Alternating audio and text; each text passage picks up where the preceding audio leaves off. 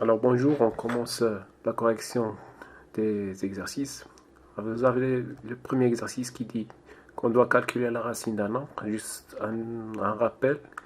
Lorsque par exemple on a 16, c'est tout simplement 4 à la puissance 2. Ça veut dire, si j'introduis la racine de 16, je fais de même, racine de 4 à la puissance 2. On simplifie la racine avec le carré, ça donne 4.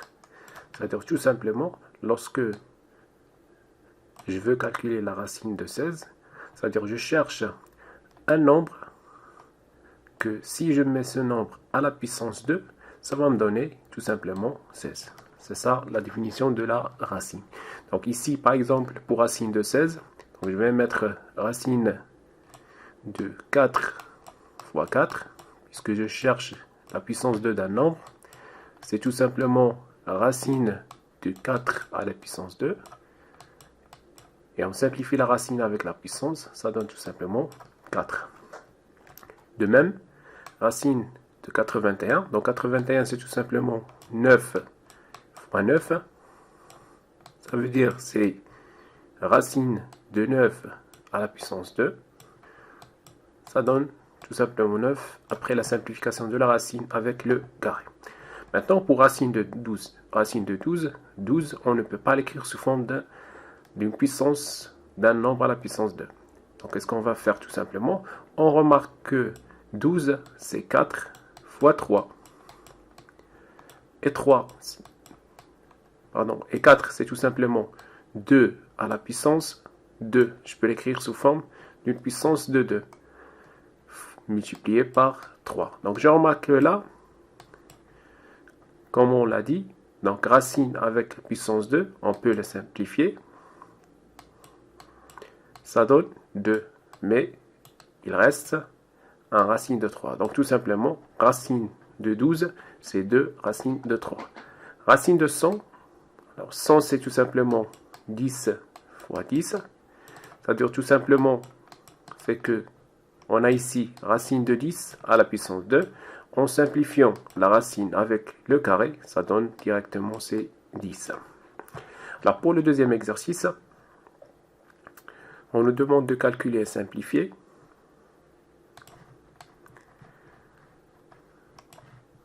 Alors juste un petit rappel, lorsque vous avez a à la puissance n multiplié par a à la puissance m, c'est-à-dire lorsqu'on a la même base et la puissance qui change, donc ici, on garde la même base et on additionne les exposants bien les puissances, c'est-à-dire n plus m. Par contre, si on a a à la puissance n sur a à la puissance m, c'est-à-dire au lieu du produit, on a la division, donc là, tout simplement, on fait la soustraction des puissances. C'est-à-dire l'exposant n moins l'exposant m. Alors, remarquez là que là, on a la même base et c'est l'exposant qui change. Donc, on a 3 exposants. Donc, on va garder la même base. Exposant 2 plus 5 plus moins 3. En faisant nos calculs, ça donne 3 à la puissance. Donc 2 plus 5, ça fait 7. 7 moins 3, ça fait 4. Ou bien on peut calculer 2 à 2. Donc on peut calculer ces deux-là. Donc la deuxième méthode. Donc on peut calculer ces deux-là en premier. Donc c'est 3 à la puissance 2 plus 5. Multiplié par 3 à la puissance moins 3. Alors 2 plus 5, ça donne 3 à la puissance 7. Multiplié par 3 à la puissance moins 3. Une autre fois, puisqu'on a le produit, donc c'est 3 à la puissance 7 plus moins 3. Ça donne le même résultat, c'est 3 à la puissance 4. Donc, qu'on utilise la première ou la deuxième méthode, ça va nous donner la même chose. On passe maintenant à l'exercice 3. On nous demande d'éliminer la racine carrée du dénominateur. Donc, on ne doit plus avoir ici la racine carrée dans le dénominateur. Donc, qu'est-ce qu'on fait lorsqu'on ajuste la racine? Donc, il suffit de garder le numérateur et le dénominateur. Et pour éliminer la racine, je vais multiplier par la même racine qui est racine de 3. Donc pour garder la même fraction, puisque j'ai ici multiplié le dénominateur par racine de 3, donc je fais de même pour le numérateur pour garder la même valeur. Alors 2 fois racine de 3, ça donne tout simplement 2 racines de 3. Et racine de 3 fois racine de 3, ça donne 3. Parce que racine de 3 fois racine de 3, ça nous donne racine de 3 à la puissance 2. On élimine la racine avec le carré, ça donne 3. Alors pour l'exemple suivant, alors vous remarquez ici qu'on a une expression au lieu d'une seule racine. Alors on fait de même, 3 sur racine de 2 moins 1. Mais cette fois-ci, au lieu de multiplier par la racine, on va multiplier par ce qu'on appelle le conjugué de cette expression. Le conjugué de cette expression, ce n'est tout simplement que racine de 2 plus 1. Pourquoi? Parce qu'on va avoir ici une identité remarquable. Du coup, on aura ça au carré moins ça au carré et la racine disparaît. Alors, puisqu'on a multiplié par le conjugué, ici de même chose, on multiplie par le même conjugué, racine de 2 plus 1. Ça nous donne 3 facteurs de racine de 2 plus 1. Et en bas, c'est une identité remarquable de type a moins b, facteur de a plus b, ce qui nous donne a à la puissance 2, racine de 2 à la puissance 2, moins le b au carré, c'est-à-dire 1 à la puissance 2. Donc on obtient 3 racines de 2, plutôt 3 facteurs de racine de 2 plus 1, divisé par ici, c'est 2 moins 1. Alors 2 moins 1, ça nous donne tout simplement 1. Et n'importe quel nombre divisé par 1, donc on peut éliminer le 1, et ça reste tout simplement 3 facteurs de racine de 2 plus 1.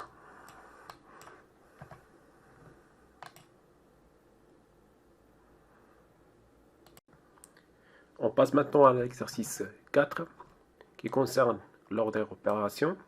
Donc A et B sont deux nombres réels tels que A est compris entre 1 et 3 et B compris entre moins 3 et moins 1. D'abord, on souhaite encadrer A plus B. Donc, on a besoin de l'encadrement de A et de B. Donc, on sait déjà que A, il est compris entre 1 et 3 et B, il est compris entre moins 3 et moins 1. Donc on fait la somme partie par partie, c'est-à-dire tout simplement on aura A plus B qui sera compris entre 1 plus moins 3 et de l'autre côté c'est 3 plus moins 1. En simplifiant, c'est-à-dire tout simplement que A plus B, c'est compris entre 1 moins 3, c'est-à-dire moins 2, et 3 plus moins 1, ça donne tout simplement 2. De même, maintenant, on va encadrer A moins B. Donc A moins B, ça veut dire tout simplement, c'est A plus moins B. Ça veut dire j'ai besoin de l'encadrement de A et de moins B. Alors pour l'encadrement de A, je l'ai déjà, c'est 1 et 3, alors que moins B, alors je vais multiplier les deux côtés par moins 1, mais en changeant, je dois changer l'emplacement. Moins 3 fois moins 1, c'est 3, et moins 1 fois moins 1, ça donne 1. Et je fais la somme partie par partie. Ça veut dire que A plus moins B, ça sera compris entre 1 plus 1 et 3 plus 3. A plus moins B, c'est tout simplement A moins B. Ça sera compris entre 2 et 6. Maintenant, de même, on fait A fois B. Mais on fait ici attention parce que B c'est un nombre négatif. Alors si c'est positif, on fait le produit partie par partie. Mais puisque B est positif, je vais prendre l'encadrement de A, l'encadrement de moins B Et au lieu de ça, je vais encadrer A fois moins B. Alors, A fois moins B, je fais le produit partie par partie. Ça donne 1 fois 1 et 3 fois 3. Ça donne tout simplement moins A fois B. Ça sera compris entre 1 et 9. Et j'en déduis A fois B en multipliant les deux côtés par moins 1 et en changeant les emplacements. Alors 1 fois moins 1, ça donne moins 1. Et 9 fois moins 1, ça donne moins 9. Je l'écris de l'autre côté. Et voilà l'encadrement de A fois B. Si les deux nombres sont positifs, pas la peine d'utiliser moins B. Finalement, A sur B, ce n'est tout simplement que A fois 1 sur B. Alors de même, je vais faire le produit, mais faites attention ici, B il est négatif. Donc ce que je vais faire d'abord, je vais encadrer A fois moins 1 sur B. Alors j'ai l'encadrement de A entre 1 et 3. Alors si j'encadre 1 sur B, donc 1 sur B, ça sera compris entre moins 1 sur 1, ça donne moins 1, et moins 1 sur 3. Toujours, j'inverse les positions lorsque j'ai l'inverse d'un nombre, ou bien on multiplie par moins.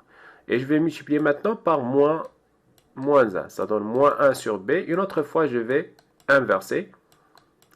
Ça donne ici 1 sur 3, je l'écris de l'autre côté.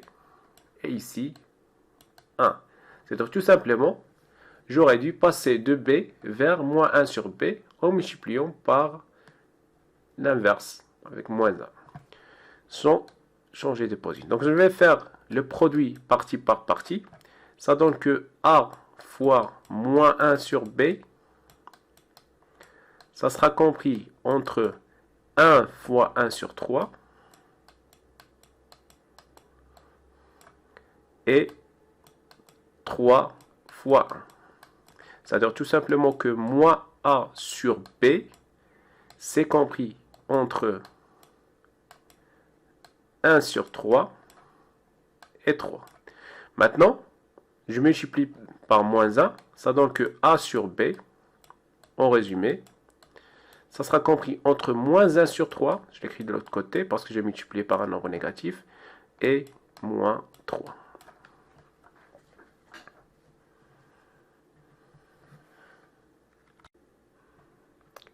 Pour l'exercice 6, ça concerne le développement. On vous demande de développer. Je rappelle que le développement, c'est l'inverse de la factorisation. La factorisation, c'est le passage d'une somme ou bien une soustraction vers un produit. Et l'inverse, le développement, c'est le passage d'un produit vers une somme ou bien une soustraction. Alors, remarquez là que par exemple, la première, c'est sous forme identitaire remarquable de type A plus B, le tout à la puissance 2. Donc, ça donne A à la puissance 2 plus 2 fois ce A fois le B, qui est racine de 2, plus le B, ça veut dire racine de 2, le tout à la puissance 2. Donc je répète, c'est A à la puissance 2, plus 2 fois A fois B, plus B à la puissance 2. 2 à la puissance 2, ça donne 4, plus 2 fois 2, c'est 4, et 4 fois racine de 2, ça donne 4 racine de 2. Plus racine de 2 à la puissance 2, c'est tout simplement 2. On remarque là qu'on peut additionner 4 avec 2, ça donne 6 plus 4 racine de 2. Là, je répète une fois, le développement, c'est le passage d'un produit, parce que là, on peut l'écrire tout simplement, c'est 2 plus racine de 2 fois 2 plus racine de 2, 2 fois. Alors, en développement, je passe d'un produit vers une somme via une soustraction. Pour le deuxième exemple, de la même façon, mais cette fois-ci, on a A moins B à la puissance 2. Donc, ça donne A, ça veut dire X à la puissance 2, moins 2 fois ce A qui est X, fois le B qui est racine de 3, plus le B à la puissance 2, ça veut dire racine de 3 à la puissance 2. Donc c'est x à la puissance 2 moins 2 fois racine de 3. Toujours je commence avec les nombres à gauche et les lettres à droite. Plus racine de 3 à la puissance 2, c'est tout simplement 3. Dernier exemple. L'expression C, c'est de forme A moins B facteur de A plus B. Alors ça donne A à la puissance 2 moins le B à la puissance 2. En simplifiant, ça donne tout simplement X à la puissance 2 moins 5. On passe maintenant à l'exercice 7 qui concerne le théorème de Pythagore. Donc je rappelle que le théorème direct de Pythagore, ça concerne le calcul des mesures. Donc si vous avez deux mesures de deux côtés dans un triangle rectangle, donc vous pouvez en déduire la troisième mesure. Ça c'est le théorème direct. Pour le théorème inverse, c'est pour montrer qu'un triangle, il est rectangle dans un point. Donc soit AB c'est un triangle tel que la distance AB c'est 3 racines de 3, AC c'est 6 et BC c'est 3. On vous dit, montrez que ABC est rectangle en B. Alors tout simplement, on va commencer en calculant les côtés à la puissance 2. Donc on va calculer le premier côté à la puissance 2, c'est-à-dire AB à la puissance 2. C'est tout simplement 3 racines de 3, le tout à la puissance 2. Ça donne 3 à la puissance 2, c'est 9. Multiplié par racine de 3 à la puissance 2, c'est 3. Donc 9 fois 3, ça donne 27. AC à la puissance 2, c'est 6 à la puissance 2, ça donne 36. Et finalement, BC à la puissance 2, c'est 3 à la puissance 2, ça donne 9. Donc remarquez ici que 9 plus 27, ça donne tout simplement 36. Du coup, AB à la puissance 2, plus BC à la puissance 2, ça donne AC à la puissance 2. C'est-à-dire que AC, il représente tout simplement l'hypoténuse. Alors, puisque l'hypoténuse, c'est AC, donc l'angle droit, ça sera B, le point qui se répète dans ces deux côtés. Donc, ici,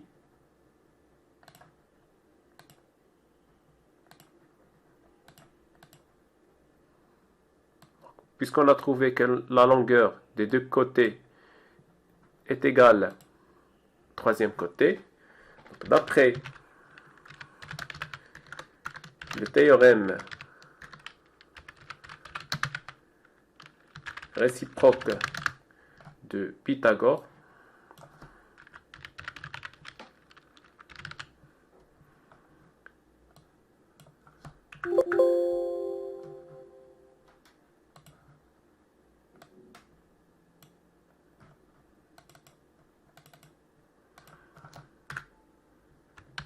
le triangle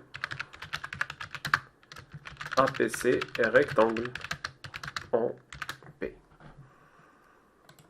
Il faut toujours mentionner le théorème à utiliser. Pour la deuxième question, on vous demande de calculer le sinus de l'angle ACB. Alors pour le sinus, je vous rappelle toujours que c'est le côté opposé à l'angle C sur l'hypoténuse. Le côté opposé à C, c'est le côté AP. Donc je fais AB sur l'hypoténuse qui est AC tout simplement. En remplaçant, ça donne AB, c'est 3 racines de 3, divisé par l'hypoténuse qui est 6. Alors ici, remarquez qu'on peut simplifier par 3, c'est 3 fois racine de 3. Et la 6, c'est tout simplement 3 fois 2. Alors on simplifie par 3. On obtient tout simplement racine de 3 sur 2. Pour le cosinus, je rappelle que le cosinus d'un angle, c'est tout simplement le côté adjacent à l'angle. Le côté adjacent à l'angle C, ce n'est tout simplement que BC. Parce que l'angle C, il est composé de deux côtés. L'hypoténuse et le côté adjacent. Alors je fais BC sur l'hypoténuse qui est AC. Donc c'est tout simplement 3 sur 6, parce que BC c'est 3 et AC c'est 6. Donc de même, je vais simplifier. Donc ça donne 3 sur 3 fois 2. En simplifiant par 3, on obtient tout simplement 1 sur 2. Maintenant, pour la tangente de l'angle ACB, alors c'est le côté opposé, ça veut dire c'est AB, sur le côté adjacent qui est BC. En remplaçant AB, c'est 3 racines de 3, sur BC, qui est tout simplement 3. Donc on simplifie par 3, on obtient tout simplement racine de 3. Pour la troisième question, on vous dit déduire le sinus de l'angle ABC ainsi que le cosinus et la tangente. Alors pour le sinus de l'angle ABC, ce n'est tout simplement que le cosinus de l'angle ACB. Parce qu'on a vu dans le cours que le cosinus d'un angle aigu est égal à sinus d'un autre angle aigu, mais de telle sorte à avoir ces deux angles aigus et doivent être complémentaires. Donc c'est cosinus de ACB, c'est tout simplement 1 sur 2, parce qu'on a déjà calculé le cosinus de ACB, c'est 1 sur 2. Maintenant pour le cosinus de ABC, c'est tout simplement le sinus de ACB. Et on l'a déjà calculé aussi, c'est racine de 3 sur 2. Maintenant pour la tangente, on a vu qu'il y a une relation entre la tangente de ABC et ACB, c'est que la tangente de ABC, c'est tout simplement 1 sur la tangente de ACB, c'est-à-dire l'inverse. La tangente d'un premier angle, c'est l'inverse de l'autre. Alors ça donne 1 sur racine de 3.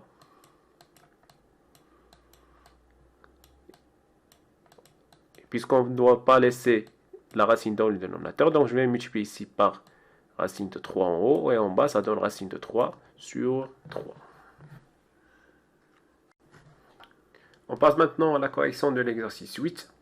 Alors, lorsqu'on a des expressions de ce genre-là, donc je rappelle que si on a deux angles complémentaires, le sinus de la première est égal à cosinus de deuxième, le cosinus de la première est égal à sinus de deuxième, et la tangente de la première est égale à 1 sur la tangente de la deuxième.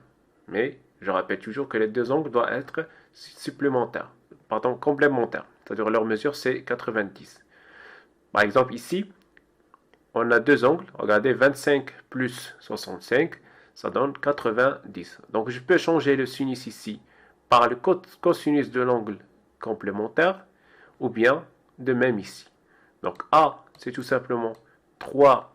Alors, sinus au carré de 25, je peux le remplacer par exemple par cosinus au carré de l'angle complémentaire qui est 65.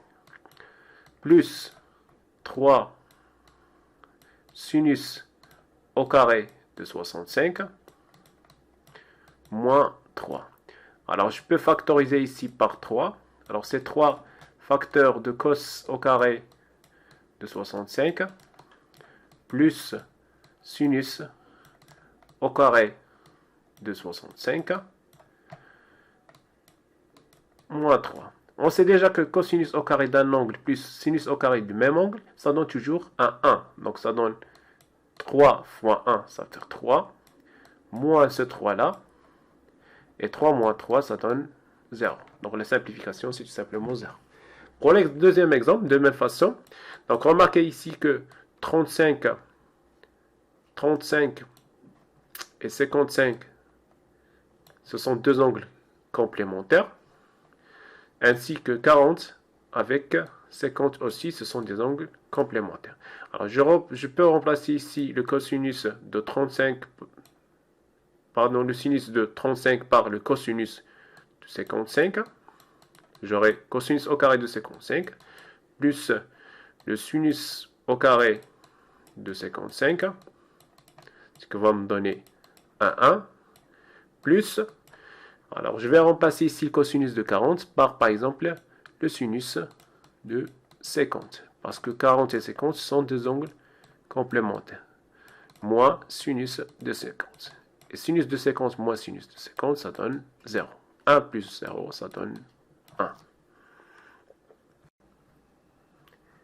Pour le dernier exercice, l'exercice 9, donc remarquez que A, B, C et D sont des points qui appartiennent au cercle de centre O, tel que l'angle ABD, c'est tout simplement 70 degrés. Alors, calculez l'angle ACD et calculez l'angle AOD. Alors, ACD, vous allez remarquer que l'angle ACD, c'est un angle inscrit au cercle.